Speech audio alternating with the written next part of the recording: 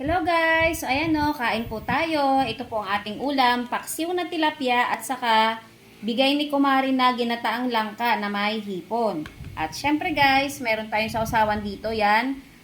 May patis na may kalamansi na may chili flakes. Yan. So ayan guys, kain na tayo. Yan, inom muna tayo ng tubig.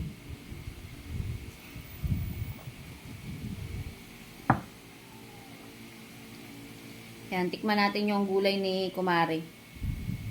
Ginataang langka. Ayos.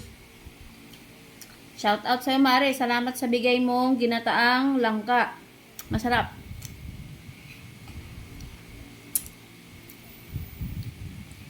Pangtanghalian yung ulam natin. Yan, isa yung tanghalian natin, pang breakfast yung pagkain. Sarap. Ako gulay.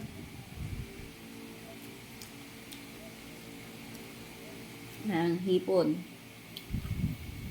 Masarap dito guys yung sa hipon, yung dito sa may ulo. Ayan oh.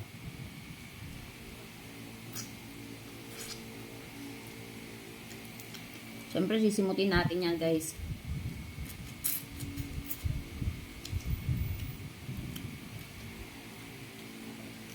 Kung ako papipiliin mo guys, crab or hipon, sa hipon ako. Sausaw natin sa patis. Sarap.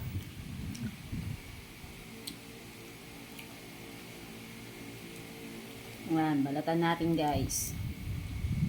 Minsan pag yung maliliit na hipon, kinakain na rin pati yung balat eh. Pero ito medyo matigas to kaya hindi pwede.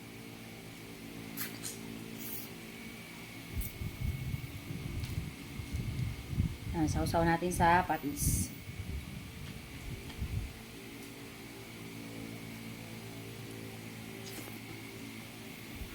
Sarap. Dito naman tayo sa paksiw. Paksiw na tilapia, sausaw natin sa patis.